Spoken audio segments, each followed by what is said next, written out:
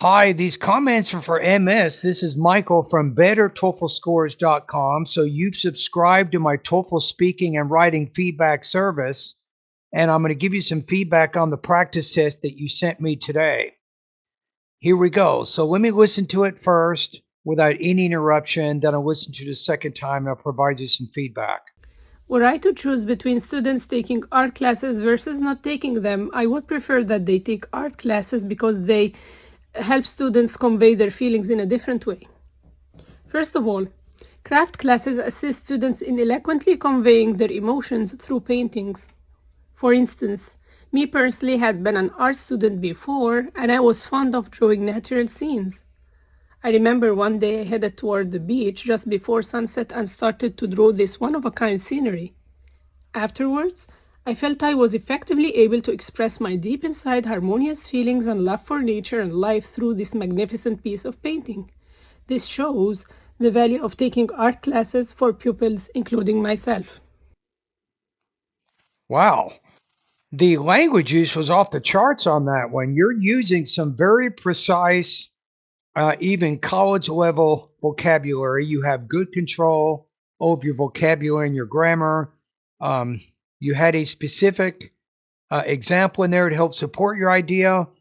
Um, Delivery was pretty clear, not a lot of problems. So I'm thinking you're probably right around 3.5 to 4 in pretty much every category. Delivery, language use, and topic development. So that puts you, I'm going to say 25 to 27 points on the TOEFL, according to the TOEFL rubrics, right? So let's listen to it one more Were time. I to choose between students taking art classes versus not taking them, I would prefer that they take. When I choose or when I have to choose, let me go back. I think I would say if, not when. Were I to choose between students. Where I could choose, yeah, I probably would not use that word there. So let's talk about the differences with if, when, and where. So I think if works better in your case. So if I have to choose, or if I had to choose, let me go back to what you said one more time here. Were I to choose between students taking art classes versus not taking them, I would prefer that they take. Yeah, if I have to choose between, I would use if there. So you're talking about a hypothetical possibility, right? So if it rains, we'll stay inside. If you study, you improve your score. If I had to choose between the two, I would choose art, something like that. If you're using when, you're talking about something unexpected or certain, a cause or predictable result there. So use when if you believe the condition is definite or regular fact. So when it rains, for example, the streets get muddy. But what you're saying is not, you're just saying if you had to choose. And then you have three, where is a location-based condition. Where there is smoke, there's fire. Where roads are icy, accidents increase. So use where when the condition refers to place rather than time or possibility. All right, Art let's keep classes going. because they help students convey their feelings in a different way. They help students convey, how about instead of saying in a different way, they help students convey their feelings differently. So these prepositional phrases can often be reduced to an adverb. So I'm going to show you some other examples. So you said in a different way, and I said it's probably better to say differently there. So you're making the speaking a little bit more concise. So here's some other examples. In a careful way, in a careful manner can be changed to carefully. See, he checked the data carefully. He solved the problem carefully instead of in a careful manner, in a careful way. How about this? In a quick way, in a fast way, changes to quickly. In a successful way, changes to successfully. In an effective way, changes to effectively, for example. In a polite way, changes to politely. In an enthusiastic way, changes to enthusiastically. In a logical way, changes to logically. In an academic way, changes to academically.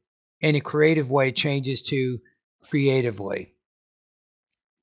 So it says, if a phrase has the form of you have a or an plus adjective plus way or manner, you can reduce it to a single word by using the adjective and then the ly. So generally, in academic writing and academic speaking, we have there's kind of three main rules here. MS is don't use a clause if you can reduce it to a phrase. Don't use a phrase if you can reduce it to a single word. So by reducing your clauses to phrases to single words, you're making your writing and your speaking more concise, and that's always a good thing. All right, let's keep going. First of all, craft classes assist students in eloquently conveying their emotions through paint.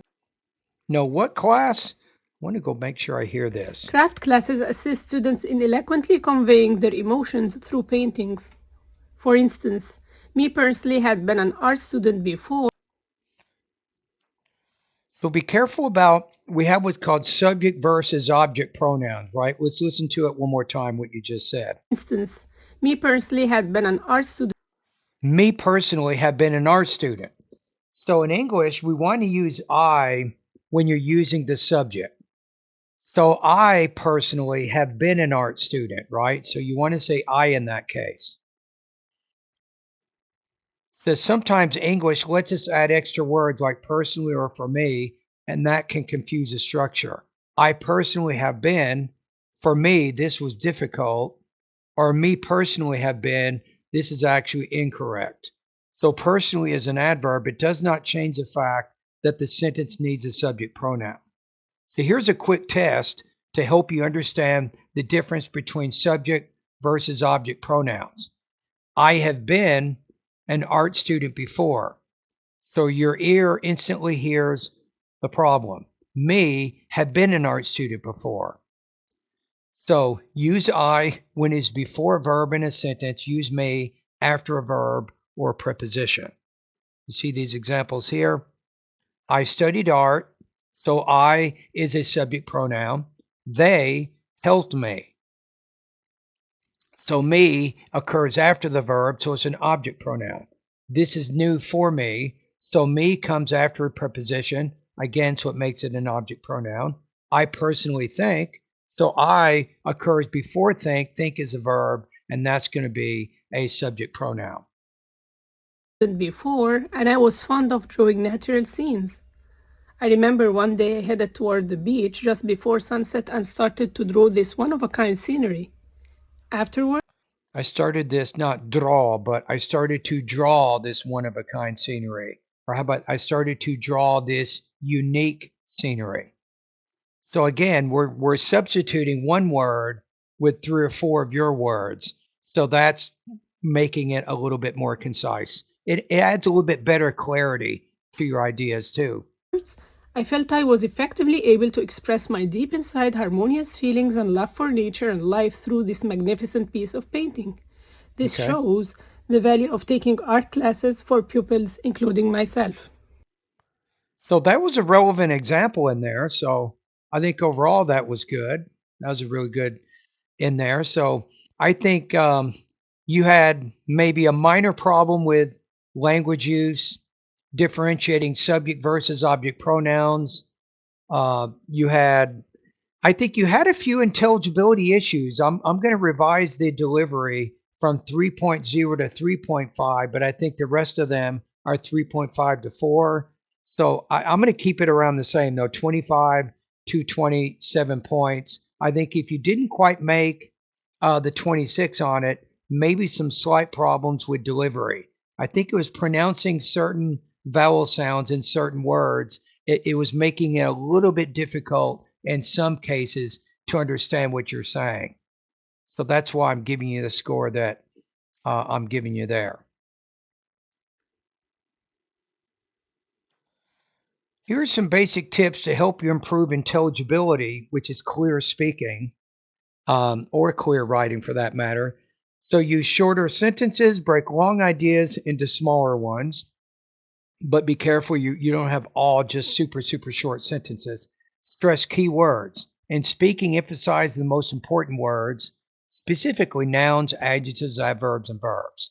Use clear pronunciation patterns. Slow down slightly at important points. Avoid filler words like like, or you know. You're not really doing that. Practice thought groups. Pause after one idea before starting the next. Okay, so to improve clarity of ideas, clear thinking, and organization, and I'm just recapping a few things here. You're already doing pretty well in a lot of these areas. Start with a main point first. One sentence states the idea, support it with one example, concrete details, make ideas clearer, use transition words, things like, for example, however, as a result, and stick to one idea per paragraph or per speaking turn. And then revise for logic. Ask, does each sentence connect to the previous one?